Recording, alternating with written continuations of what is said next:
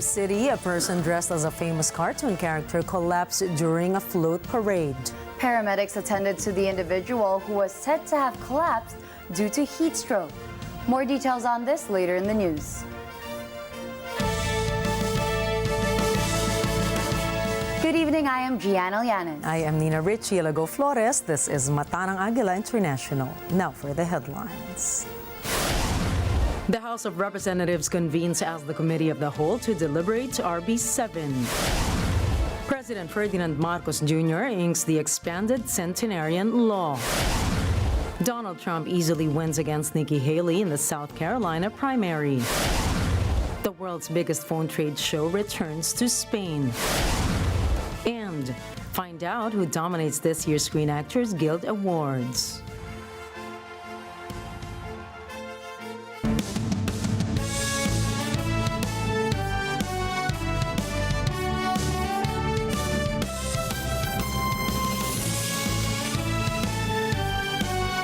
Los Angeles, Las Vegas, Nevada, España, Paris, France, United Kingdom, Washington, D.C., London Bureau, Papua New Guinea, in New York, Washington, D.C. Mata ng Agila, Mata ng Agila. Mata ng Agila International. Trusted, connected, on point.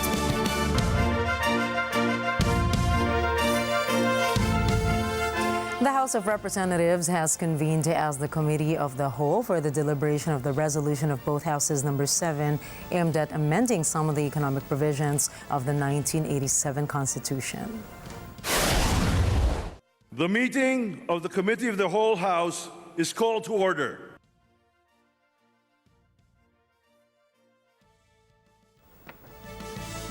House Speaker Martin Romualdez stands before the plenary as the committee's chairman. Meanwhile, Majority Floor Leader Manuel Manix acts as the senior vice chairman, and Senior Deputy Speaker Aurelio Gonzalez and Deputy Speaker David Suarez will be the vice chairman. The administration's economic managers will be the resource persons for the RBH 7's deliberation. The House vowed that the Committee of the Whole will finish the RBH 7's deliberations before the Congress's summer break session set in March. President Ferdinand Marcos Jr. signed into law the Republic Act 11982, granting benefits to octogenarians and nonagenarians. Senior citizens will soon be receiving 10,000 pesos cash upon reaching the age of 80 and every 5 years until the age of 95 under the new law.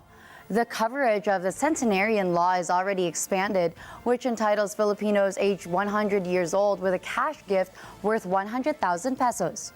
Representative Alfred de los Santos of Ang Provinciano Party List hails the approval of the measure as one of the authors of expanded Centenarian law in the House version.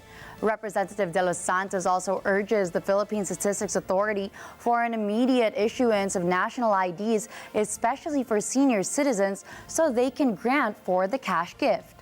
He also said, and I quote, "To avoid problems in the implementation of amendments to the Centenarians Act, and while the elderly database is still being developed, a combination of IDs should be presented.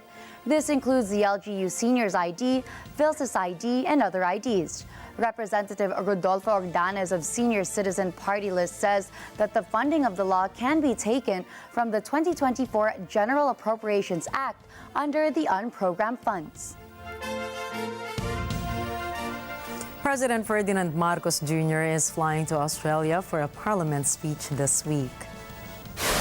This is to discuss the strategic partnership between Manila and Canberra, a deal they signed last year. President Marcos will also be the first Philippine president and 16th world leader to give a speech before the Australian Parliament. The president is scheduled to visit Australia this Wednesday, February 28. Meanwhile, the Philippines and Australia are also set to ink other agreements. Malacanang previously said that deals in various sectors aimed at bolstering bilateral relations between the two nations are also to be signed. The Philippines and Australia are set to celebrate 78 years of the establishment of their diplomatic relations. Young Filipino farmers can have the opportunity to undergo an 11-month internship program in Taiwan. The Taipei Economic and Cultural Office, or TECO in Manila, announced that they will open an application for another batch in June. This year, TECO said Taiwan would increase the internship vacancies from 50 to 100 to accommodate the increasing number of Filipino applicants. It also released an update saying that applications received from the previous Filipino Young Farmer Internship Program in Taiwan are currently under review. The internship program is a joint effort of the Philippines and Taiwan's cultural offices since 2021. The program aims to empower young Filipino farmers to become farmer leaders and agricultural entrepreneurs. To date, 126 young farmers from the Philippines have been accommodated by more than 30 farms in Taiwan for the hands-on internship. Interns were assigned to different host farms according to their preference of commodity, such as rice, fruits, vegetables, dairy, swine, poultry, mushroom, and aquaculture. Participants also received a 50,000 grant from the Philippine Agricultural Training Institute of the Department of Agriculture upon completing the program to assist their re-entry into the agricultural sectors in the Philippines. More Filipinos are now fishing in the Panatag Shoal, internationally known as the Scarborough Shoal. Around 275,520 metric tons of fish are being caught in the West Philippine Sea, which is around 6 to 7% of the national fisheries production in the Philippines. Of this, around 20 to 30% are sourced in the Panatag Shoal. The Bureau of Fisheries and Aquatic Resources, or BFAR, said the intensified presence of government vessels in the area boosted the number of Filipinos fishing in the Panatag Shoal. Compared to BFAR's last mission, there were only 21 Filipino fishing boats. But BFAR said that during their mission with the Philippine Coast Guard, or PCG, this Sunday, there were 44 Filipino fishing vessels.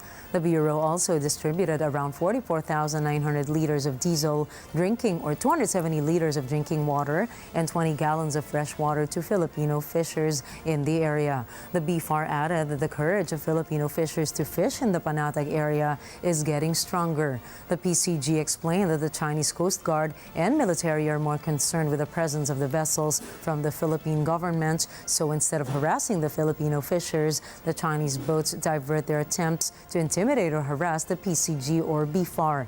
Meanwhile, BFAR spokesperson Nazario Briguera clarified that under international law, foreign commercial vessels can fish at traditional fishing grounds like Scarborough Shoal. He said that what is prohibited are small fishing vessels released by the foreign governments themselves.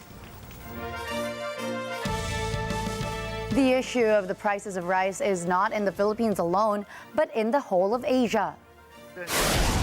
President Ferdinand Marcos Jr. made this statement in a response to a question from a letter sent to the office of the president through Bahay Ugnayan, asking if BBM stands for Bigas Biglang Mahal.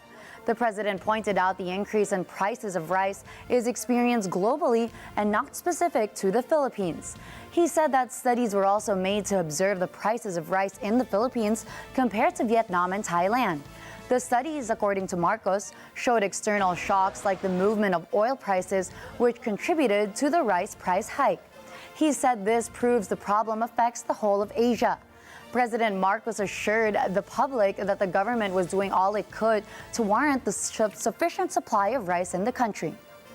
Hindi natin maiwasan na makita talagang nagiging problema ang pagtaas ng presyo ng bigas dito sa Pilipinas. Pero kung titignan po natin, kahit na yung mga nag-e-export na mga bansa ay tumataas din ang presyo nila, halos katumbas lang ng pagtaas nandito sa Pilipinas. Ginagawa natin lahat upang naman ang produksyon natin ay maging sapat na hindi na tayo nag-i-import, mababawasan ang mga inputs kung tawagin para sa ating mga farmer at sana naman may stabilize man lang natin yung presyo ng bigas. Meanwhile, the Department of Agriculture, or DA, is gearing up for another round of crucial aid to support about 7,500 affected farmers as the nation's agriculture grapples with a potent El Nino. 357.38 million pesos in damages has been reported across key agricultural regions, including the Ilocos region, Mimaropa, Western Visayas, and Zamboanga Peninsula.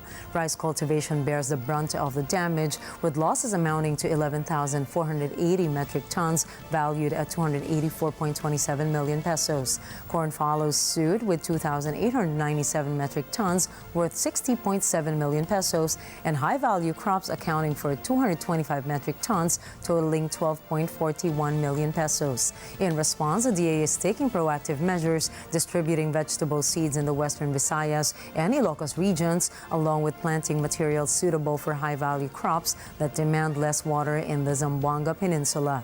They also aim to bolster resilience by advocating for the adoption of drought-resistant crop varieties and the implementation of robust pest management strategies in regions experiencing reduced rainfall levels.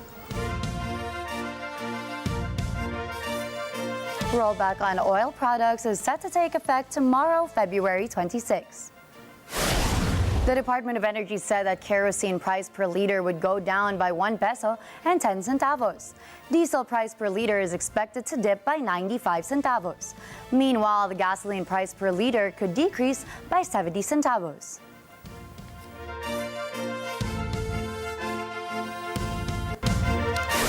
Coming up, South Korea issues an ultimatum for doctors on strike. Donald Trump beats Nikki Haley in South Carolina.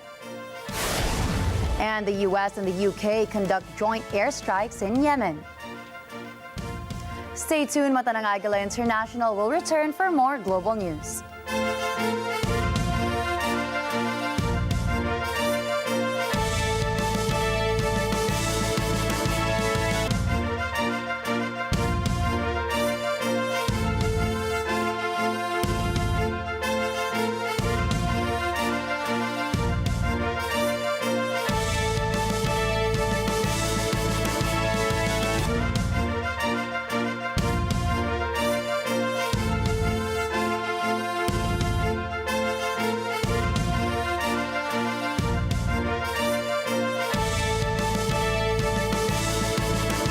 This portion.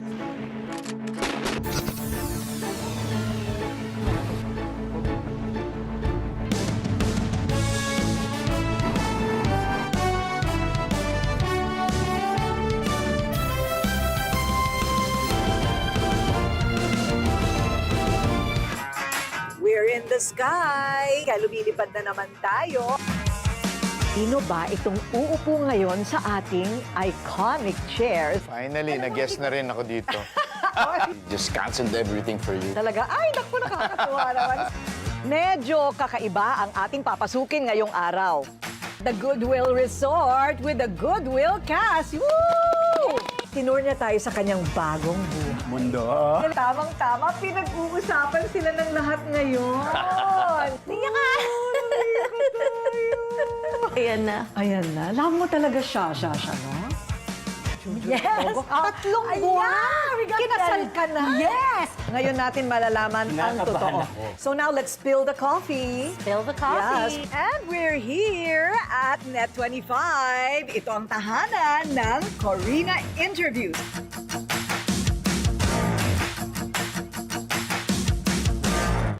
Let's net together. Sa Net25. Sa Net25.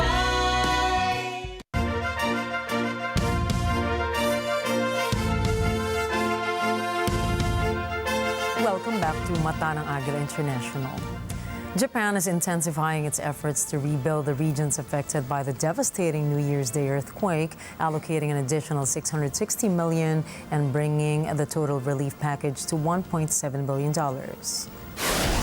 Japanese Prime Minister Fumio Kishida announced this increase during his visit to the earthquake-hit areas over the weekend, underscoring the government's commitment to aiding recovery efforts. He emphasized the government's resolve to provide comprehensive support to those affected following his inspection.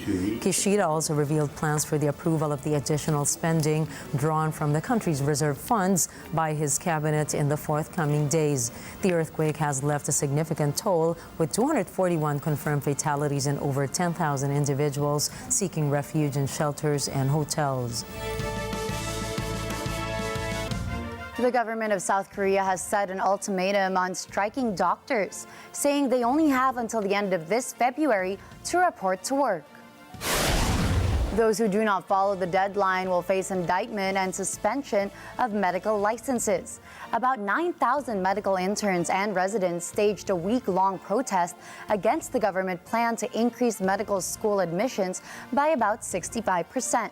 The protesting doctors say the government should first address pay and working conditions before trying to increase the number of physicians.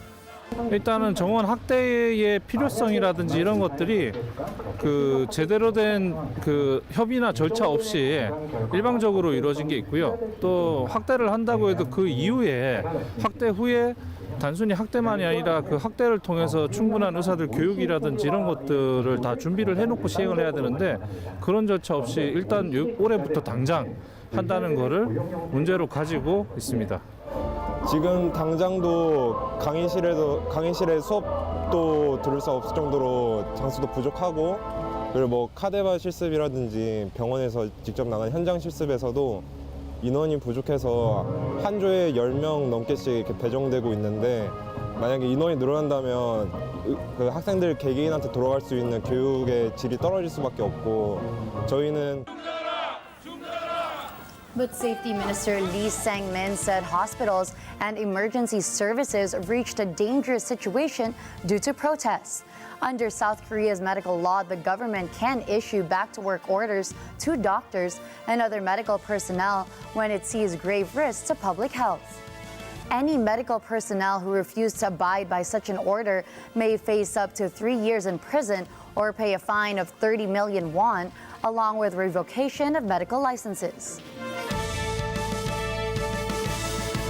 2 years into the conflict, Ukraine finds itself facing a grim future, grappling with shortages in both soldiers and ammunition, while uncertainty looms over the continuity of Western aid.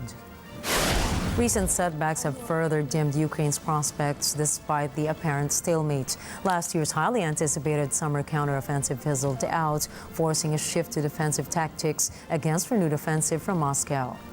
2 weeks ago, the capture of the strategic city of Avdiivka by Russian forces also underscored Kyiv's struggles in bolstering its frontline defenses due to shortages in manpower and supplies. Завжди не вистачало і тоді, і не вистачає і зараз. Але зараз, коли ворог контрнаступає, то це ж відчувається дуже гостро. Бо все зношується, все портиться, і це треба міняти.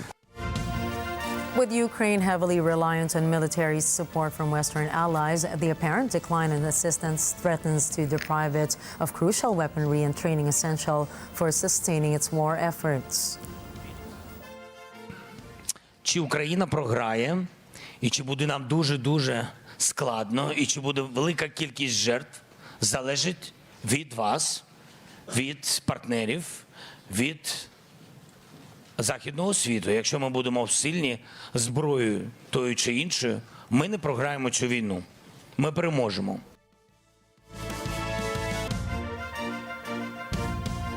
The group of 7 leading economies has vowed to continue providing financial aid to Ukraine.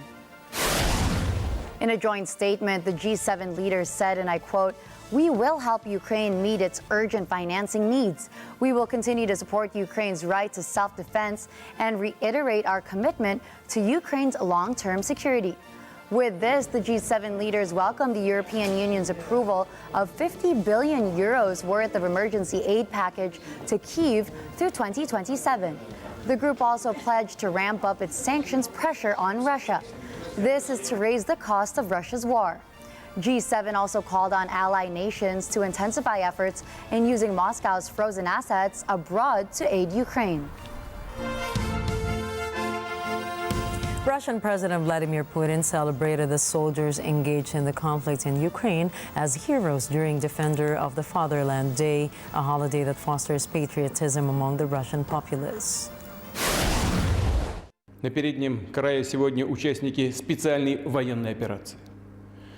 Вы сражаетесь за правду и справедливость, проявляете мужество и отвагу, защищая Россию. Вы – наши подлинные народные герои. President Putin conveyed this message following his participation in a wreath-laying ceremony at the tomb of the unknown soldier in Moscow, where he was accompanied by Defense Minister Sergei Shoigu and veteran soldiers. Many people are out and about in Russia's capital city, exuding quiet confidence as the Russian army advances against the ammunition-starved Ukrainian troops. Народа, наверное, поднялся боевой дух, народ скрепился, если честно говоря, за счет таких событий, потому что люди начали объединяться, усилия, помогать. Я вот с региона, например, я знаю, что даже бабушки в деревнях шьют сетки нашим ребятам туда, и поэтому объединение народа произошло, какое-то единство чувствуется. Ну и к тому же, опять-таки, уходим потихоньку от импортозамещения, Россия страна начинает развиваться. The U.S. has announced more than 500 new sanctions against Russia over its invasion of Ukraine and the death of opposition leader Alexei Navalny. I'm announcing more than 500 new sanctions in response.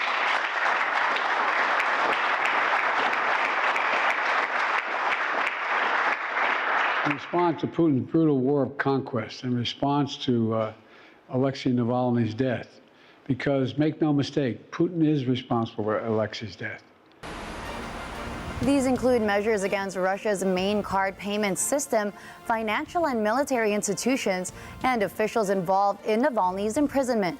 The EU has also announced new sanctions on access to military technology. The measures mark a week since Navalny suddenly died in an Arctic Circle jail. U.S. President Joe Biden, who met Navalny's widow and daughter, has said there can be no doubt the Russian president was to blame for his death. The newly announced U.S. measures also include nearly 100 firms and individuals, which will also face export restrictions. More than 24 entities outside of Russia, including people in China, the UAE, Vietnam, and Liechtenstein, have also been sanctioned, accused of being connected to businesses that send materials to Russia's military. Others target the state-owned operation of Mir, Russia's main payment system, which has become more prominent since Visa and MasterCard suspended their services there. Companies involved in powering Russia's war effort, developing the country's future energy production, and its cooperation with Iran over drones will also be hit. The sanctions are unlikely to have an impact on Russia's economy, as it is already the most sanctioned country in the world, and there are very few key entities or sectors that are not already subject to U.S. and European restrictions. Russian banks and military-industrial enterprises have adapted and developed workarounds to evade existing sanctions. This latest package brings the number of entities sanctioned to over 4,000 and comes on the eve of the second anniversary of the Russia-Ukraine conflict. In the United States, Donald Trump cruises to an easy victory Saturday in South Carolina's Republican primary. Arlene Ocampo tells us more. This was a little sooner than we anticipated. Former U.S. President Donald Trump defeats rival Nikki Haley in her home state of South Carolina. This all the more solidifies his march to the Republican Party's nomination and a White House rematch with Joe Biden. Trump completed a sweep of the first four major nominating contests. The win gives him a seemingly insurmountable lead going into the Super Tuesday 15-state voting bonanza. Haley had vowed to fight on regardless of the outcome in South Carolina. I said earlier this week that no matter what happens in South Carolina, I would continue to run for president.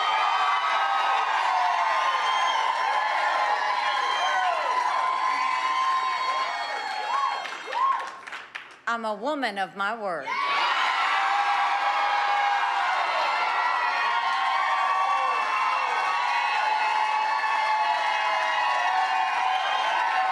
U.S. networks had felt able to call the race for Trump within seconds of the polls closing, suggesting little doubt over the outcome.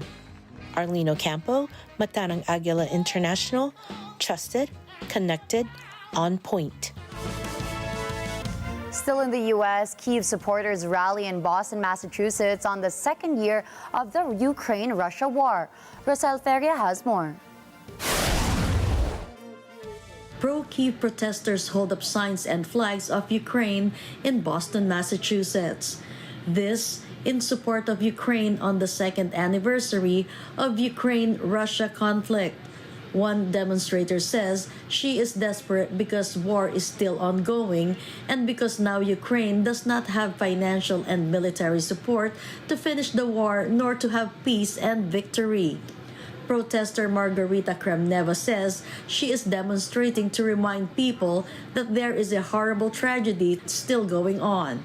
This, especially, she says, as Congress is playing dirty, lowly politicking and stalling aid for Ukraine. Another protester says what he has witnessed in the past 2 years is unlike anything he has ever seen, something that is taking a tremendous toll with human lives and property on the Ukrainian people. Rosel Feria for Mata ng Agila International, trusted, connected, on point. Meanwhile, King Charles has lauded the determination and strength of the Ukrainian people. In a message marking the second anniversary of Ukraine's conflict with Russia, the king says the people of Ukraine continue to inspire despite the hardship and pain inflicted upon them. King Charles avers the Kyiv people also continue to show their heroism, urging that the United Kingdom and their allies remain to support Ukraine and President Volodymyr Zelensky. Meanwhile, Prime Minister Rishi Sunak promised to continue supporting Kyiv until its forces prevailed against Russian President Vladimir Putin. West Africa's regional bloc ECOWAS says it was lifting some of the sanctions imposed on Niger after last year's military coup. Macy Membreri has more.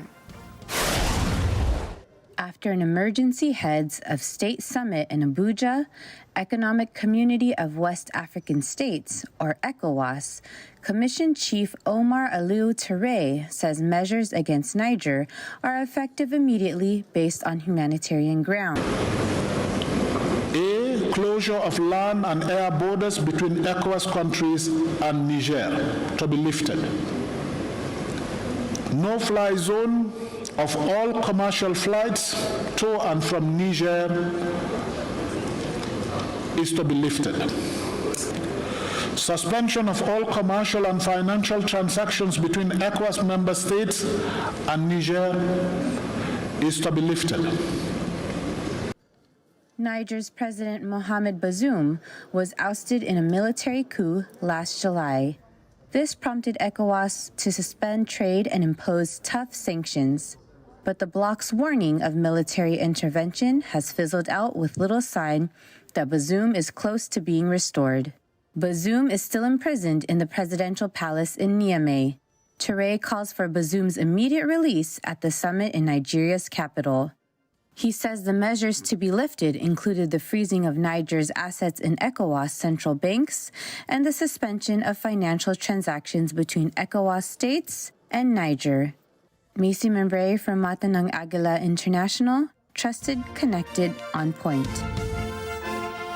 Demonstrators in several cities across Brazil brought daily life to a standstill in support of former President Jair Bolsonaro, who is facing potential arrest. Addressing tens of thousands of supporters, former President Bolsonaro vehemently denied allegations of involvement in a coup, asserting that he has been unjustly targeted since leaving office just over a year ago. O que é golpe? Golpe é tanque na rua, é arma, é conspiração, é trazer classes políticas para o seu lado, empresariais. É isso que é golpe. Nada disso foi feito no Brasil. E fora isso. Despite urging the nation to move forward, he still reiterated claims of electoral fraud in the previous election. Echoing Bolsonaro's sentiments, protesters criticized the government's perceived persecution of the former president merely for expressing his views. The United States and the United Kingdom carried out strikes against an array of Houthi targets in Yemen, marking the fourth time the international coalition has launched a combined attack on the Iran-backed rebel group. According to a statement from the coalition, the strikes hit 18 targets across 8 locations, including underground weapons storage facilities, missile storage facilities, one-way attack unmanned aerial systems, air defense systems, radars, and a helicopter. Houthi spokesperson Yahya Saree did not comment on whether the missile attack resulted in a hit, but U.S. forces said earlier they had successfully shot down at least one missile that had been launched into the Gulf of Aden. 4 Royal Air Force Typhoon fighter jets, supported by 2 Voyager tankers, participated in the coalition strikes. This latest round of strikes comes after the Pentagon acknowledged that the Houthis have recently carried out more attacks on commercial shipping in the Red Sea and the Gulf of Aden. تؤكد القوات المسلحة اليمنية على أنها ستواجه التصعيد الأمريكي البريطاني بالمزيد من العمليات العسكرية النوعية ضد كافة الأهداف المعادية في البحرين الأحمر والعربي دفاعاً عن بلدنا وشعبنا وأمتنا. Those attacks have caused a massive drop in ships traveling through the Suez Canal. The passage links the Red Sea with the Mediterranean Sea, allowing ships to cut thousands of miles off shipping routes instead of sailing around Africa. The Houthis have carried out more than 45 attacks on commercial and naval vessels in the region in solidarity with the Palestinians amid Israel's war against Hamas in Gaza. إن القوات المسلحة اليمنية ومعها كل أبناء الشعب اليمني العظيم مستمرة في تنفيذ واجباتها الدينية والأخلاقية والإنسانية تجاه الشعب الفلسطيني، وأن عملياتها العسكرية لن تتوقف إلا بتوقف العدوان ورفع الحصار عن الشعب الفلسطيني في قطاع غزة. Dire food shortages have sent hundreds of Palestinians fleeing northern Gaza on Sunday. This as Israel's war against Hamas raged on despite stuttering efforts towards a ceasefire and hostage release deal. Estela Dominique has the details. Desperate families in the north of the besieged war zone have been forced to scavenge for food. This as fighting and looting have hindered humanitarian aid trucks from reaching the devastated area. Hundreds flee northern Gaza and head south whichever way they could.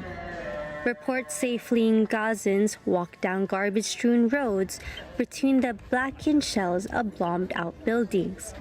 Indescribable starvation, they say, is spreading there. Without milk, one parent tried to feed his baby girl bread made from animal feed. This, he says, the baby was unable to digest. Israeli forces, meanwhile, keep striking targets across the Palestinian territory. They are battling Hamas militants in heavy urban combat centered on the southern city of Khan Yunis. The Israeli army says troops killed a number of terrorists and located weapons. They say they have apprehended those who had attempted to escape by hiding amongst the civilians. Estela Dominique for Agila International. Trusted, connected, on point. Up next, a major fire breaks out in a residential block in China. An active airman stages a deadly protest in Israel's embassy in the U.S. And the Mobile World Congress opens in Barcelona. Mata ng Agila International will be back after a short break.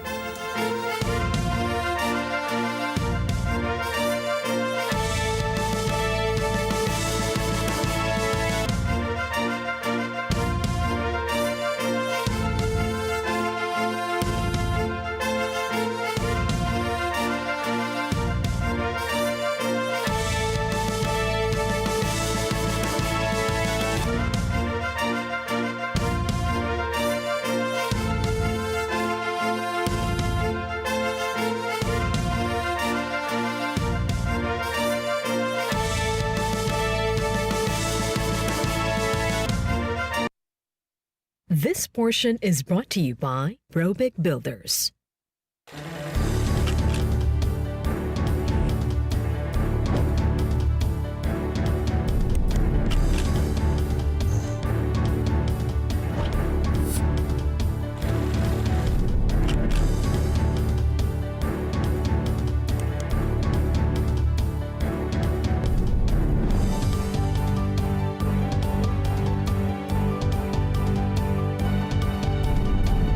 Open for Business with Cesar Vallejos. Every Sunday, 9 p.m.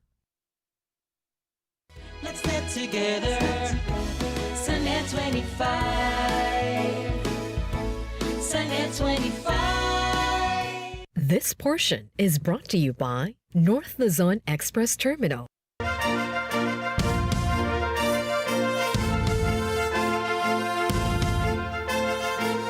At least 15 people were killed in a fire that is thought to have been started by an electric bicycle parked at a high-rise residential building in eastern China. 44 people were also injured during the blaze that engulfed the 34-floor building in the eastern city of Nanjing. 2 people remain in critical and serious condition, while the rest suffered minor injuries. A preliminary investigation found an electric bike parked on an open floor of the building may have caught fire during charging.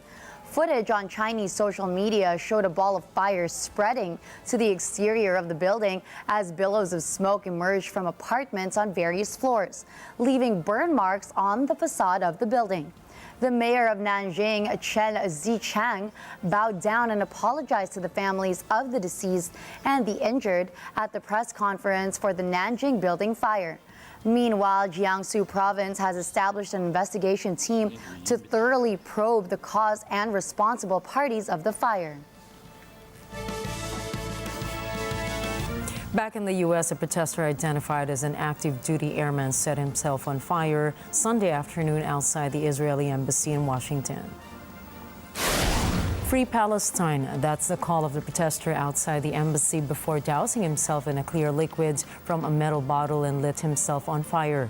DC Fire and Emergency Medical Services spokesperson Vito Maggiolo said that the man was taken to the hospital with critical life-threatening injuries. Maggiolo further adds that the officer with the U.S. Secret Service extinguished the fire outside the embassy around 1 p.m. after receiving the report. Tal Naim, spokeswoman for the embassy, then confirms that no embassy staff members were injured and all are accounted for.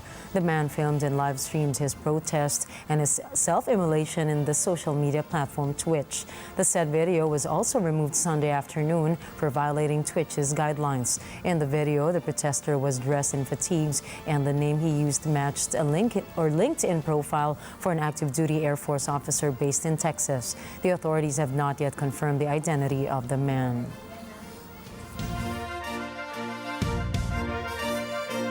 At least 23 people have been killed after a tractor trolley falls into a pond in India's Akasganj district. Police said the driver lost control of the vehicle while trying to avoid a collision with a car. Authorities said the victims were mainly women and children. Prime Minister Narendra Modi said that an ex gratia of 2 lakh rupees Prime Minister's National Relief Fund would be given to the next kin of each deceased in the accident. Meanwhile, the injured would receive 50,000 rupees. Authorities say Polish saboteurs vandalized 160 tons of Ukrainian grain on Sunday. Ukraine's deputy prime minister condemned it as an act of impunity and irresponsibility. Local reports claim the latest incident seems to be a new episode in the protests by Polish farmers against imports of Ukrainian grains. The Polish farmers say the grains from Ukraine do not comply with European standards and are much cheaper than their products. French President Emmanuel Macron was greeted with boos and incessant heckling at the opening of the Paris Agricultural Fair by angry farmers who blame him for not doing enough to support them. Faut pas dresser un portrait catastrophiste de notre agriculture. Non, pardon. Non, mais on s'écoute. Juste, faut partir des faits. Non, mais. Non. Il y a des gens qui sont en très grande difficulté. En vrai. Il y en a beaucoup. Non, mais. Il y en a beaucoup. Il n'y en a pas beaucoup qui vont bien. On les entend pas. On les entend pas et il n'y a pas non plus. Non, mais pardon. Je vous ai écouté. Vous pouvez m'écouter. Je dis juste qu'il y a une réalité qui est là. La ferme France, elle reste forte. elle produit. Quand je regarde les choses, la plupart des filières, elles produisent pour nos besoins, voire elles exportent. Et c'est aussi pour ça qu'on ne peut pas couper la France du reste du monde, ni même de l'Europe. Parce que dans la filière céréalière et beaucoup d'autres, nous sommes des exportateurs. Il y a des tas de filières où si on coupe l'export, le porc, les céréales ou autres, je fous tout le monde en l'air. Et ça n'existe pas une Europe où on va dire on va fermer à l'Espagne pour la vitie, mais on va vous continuer de nous exporter sur les autres. Donc ça, c'est pas vrai. Macron was scheduled to visit the event, which draws crowds of visitors every year. But before the official opening, several dozen protesters forced their way through security barriers and entered the site as the president was arriving.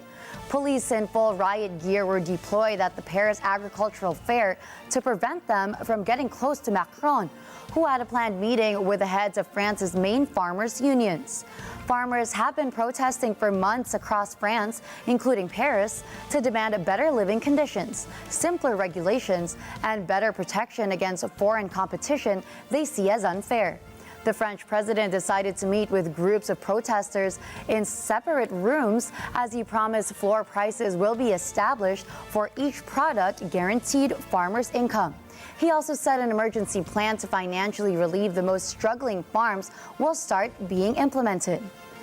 C'est que le salon doit se tenir dans le calme.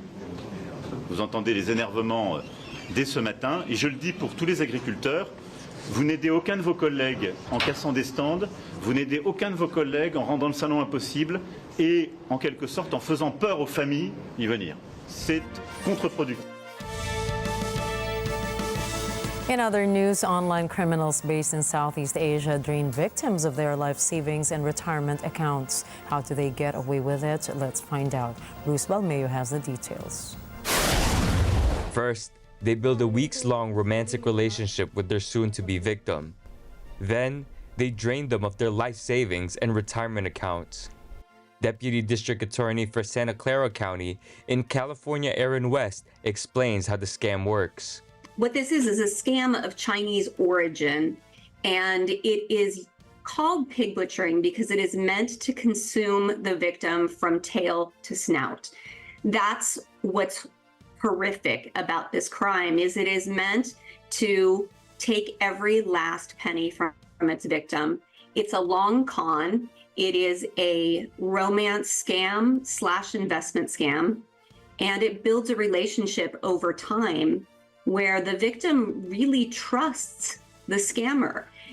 West warns that at the end of the scam, victims are left with nothing, down to their last penny. They make initial investments and they see those investments skyrocket.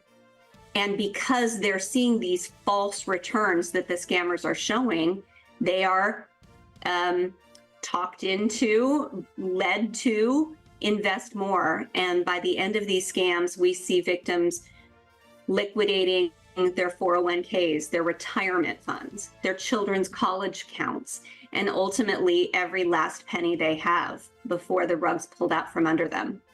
Pig butchering, West says, demands an international law enforcement response.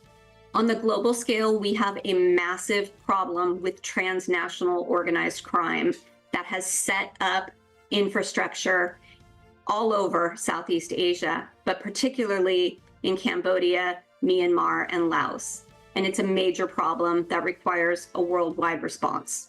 The California prosecutor reaches out to the victims to come out and share their story to catch who she describes as the masterful enemy. Our enemy is masterful and has really figured out how to push us psychologically to do things that we would not ordinarily do.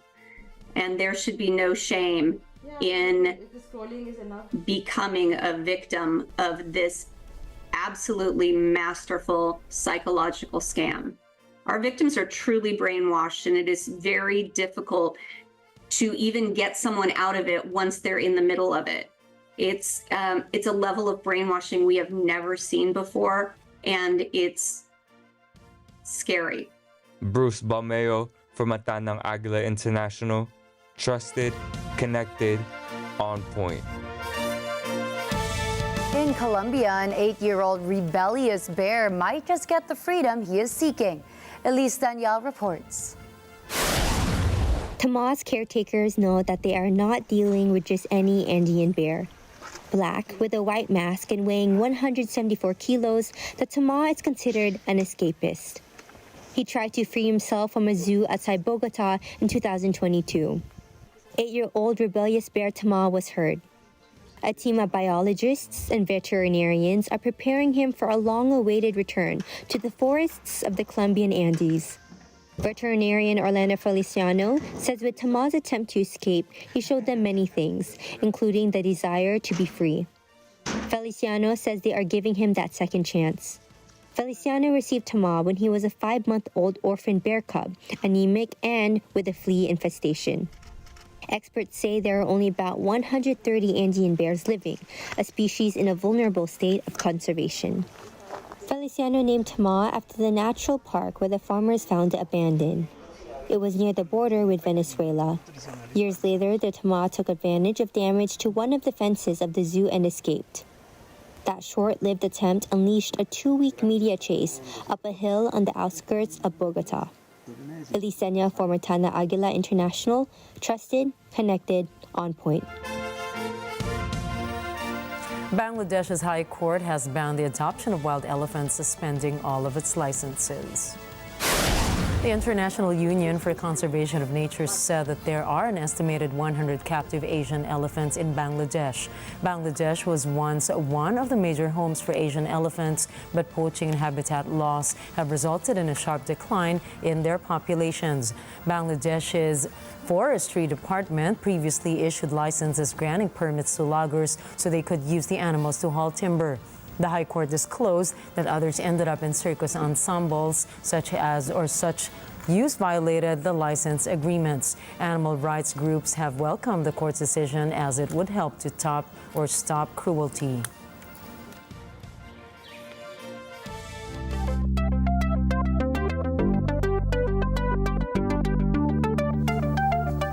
The Mobile World Congress is returning to Barcelona, Spain with the latest news in mobile technology. JD Mahinay has the details.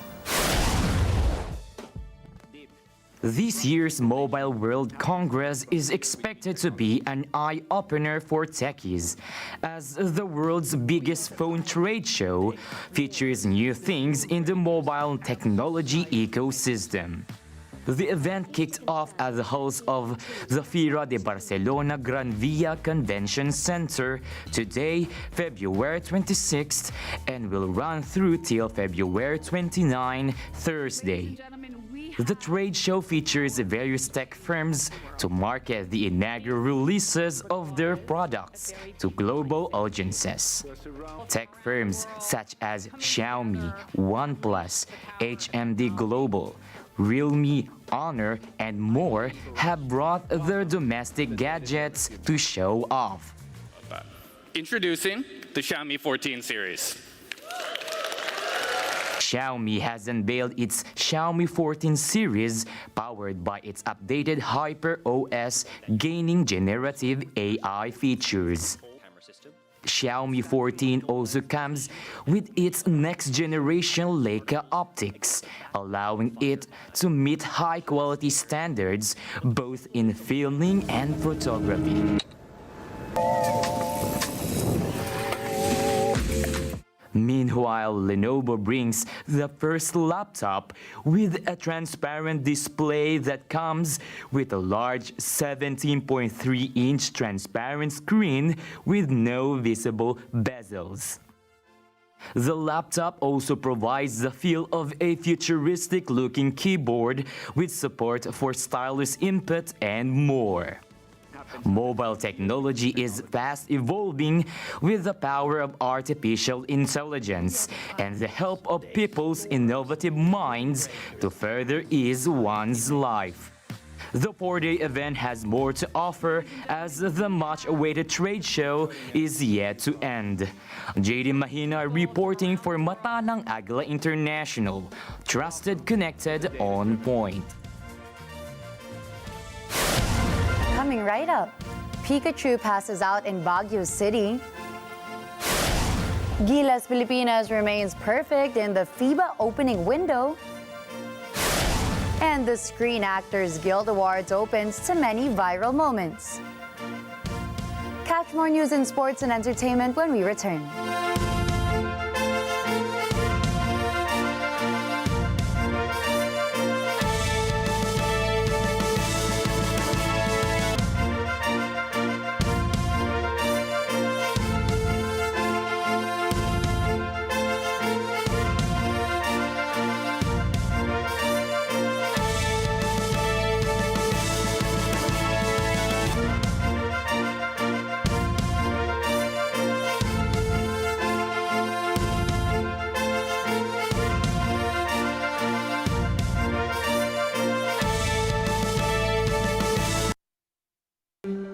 Alam namin ang iyong pagsisikap. Dama namin ang iyong mga sakripisyo. Kita namin ang pagharap mo sa bawat pagsubok. Kaya sa kabila ng mga hamon ng buhay, nandito kami para umalalay. Kasi katulad mo, gusto rin namin ang Tinola mo, hinahanda lang yung pang-araw-araw, hindi para sa special occasion. Espesyal ang aking tinola. Bakit naging special ito? Dahil sa ingredients. Nasaan Daffy? Wala pa rin pa talaga nakakita niya kay Daffy. Ano si Daffy? Ang sarap na itong tinola mo. Lalo na to yung chicken, no? Hindi yan chicken. Pato yan. Pato?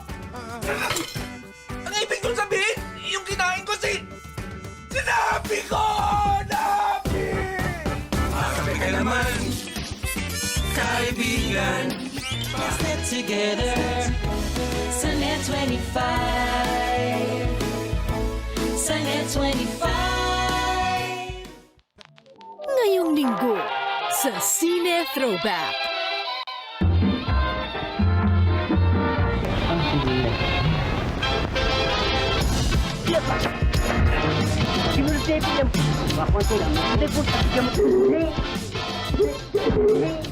Ngayong linggo, alas 12 ng tanghali. Dito lang sa Net25. Let's get together sa Net25.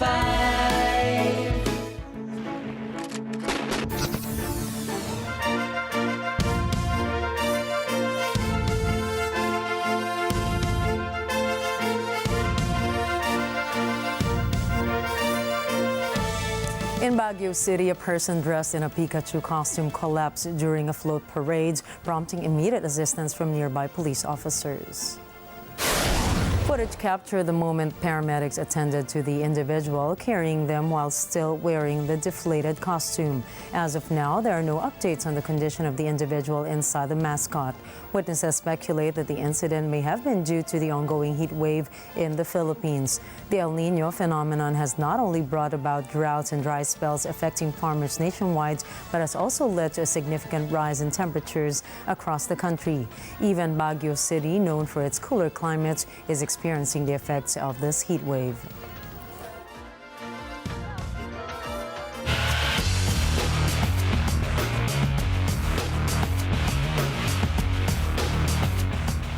WBA bantamweight title holder Takuma Inoue scores a 9th-round body shot knockout of former champion Jerwin Ancajas in Tokyo.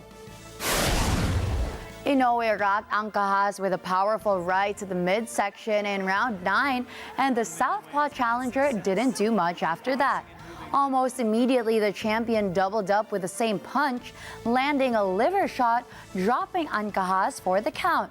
The former champion's left hand found the mark early, although the Japanese star was able to pull back and take the full weight off his Filipino rival's shots. Inoue was looking to counterpunch while Ancajas pressed forward, looking for harder blows.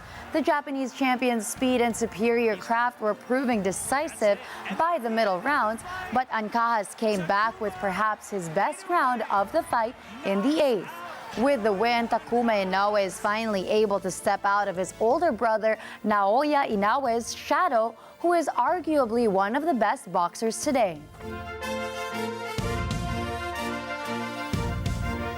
After Gilas Pilipinas took down Hong Kong on Thursday, the Filipino ballers dispatched their Chinese Taiwan opponents in convincing fashion. Vin Pascua has the score. Chinese Taipei second one now for Xie. Proudly, Magandagabi. Good night. Gilas Pilipinas dominated Chinese Taipei 106-53 to sweep the first window of the FIBA Asia Cup qualifiers. 10 or less in all 4 quarters, with Gilas taking the lead 52-27 at the end of the first half. Justin Brownlee made a remarkable return to play in the country and had a double-double outing of 26 points and 13 rebounds on top of 5 assists, 2 blocks, and a steal. Kai Soto also reporting for Sports, Vin Pascua for Mata ng Agila International. Trusted, connected, on point. Good night.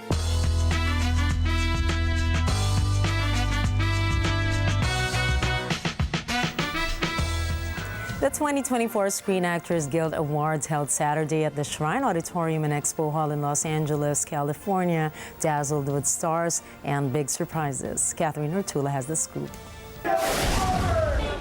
The 30th edition of the 2024 Screen Actors Guild Awards, or SAG Awards, offered no surprises on the movie front, as Oppenheimer predictably took home the top prize for Outstanding Cast, along with awards for Cillian Murphy and Robert Downey Jr.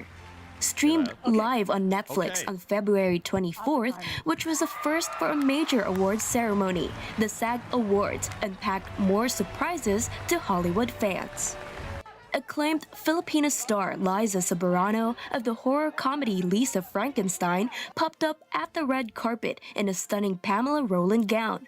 Meanwhile, Jennifer Aniston, nominated for the morning show, sparked engagement rumors when she appeared at the show with a giant diamond ring on her left hand. After steamrolling their way into victory in the early months of the awards season and piling up trophies from the Golden Globes, Emmys, and Critics' Choice, Succession only took home one award this time for Best Drama Ensemble. Barbie was completely snubbed, going home empty-handed, and Bradley Cooper's Maestro was also shut out. Also on the movie side, Lily Gladstone and Cillian Murphy beat out Oscar frontrunners Emma Stone and Paul Giamatti. Another highlight of the night was the Devil Wears Prada reunion, when Meryl Streep, Emily Blunt, and Anne Hathaway came together on stage to present Best Male Actor in a Comedy Series to Jeremy Allen White for The Bear. Where does the character end and the actor begin? Well, as we've just seen, Meryl and Miranda Priestley are sort of like twins, right? I don't think I'm anything like Miranda Priestley. No, that wasn't a question.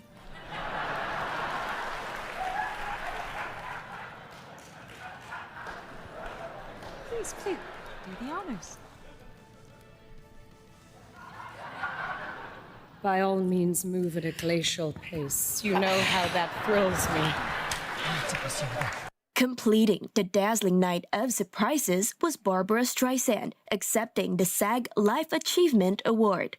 Catherine Ortula for Mata ng Agila International, trusted, connected, on point. It's Monday, and to start the week, here's a quote from Dwayne "The Rock" Johnson. Success isn't always about greatness, it's about consistency. Consistent hard work leads to success. Greatness will come. Well, as they say, in anything you do, consistency really is the key. And that really comes from like greats such as basketball great Kobe Bryant. He says the same thing, right? Yes. And look how he's done really well in his career. So I think it applies in every facet of our life. Exactly. For those of you who are still on the road, before we say goodnight, we encourage you to tune in to Eagle FM 95.5. You can also catch the latest updates on our social media channels. I am Gian Llanes. I am Nina Richie Elago Flores. This is Mata ng Agila International. Trusted, connected, on point.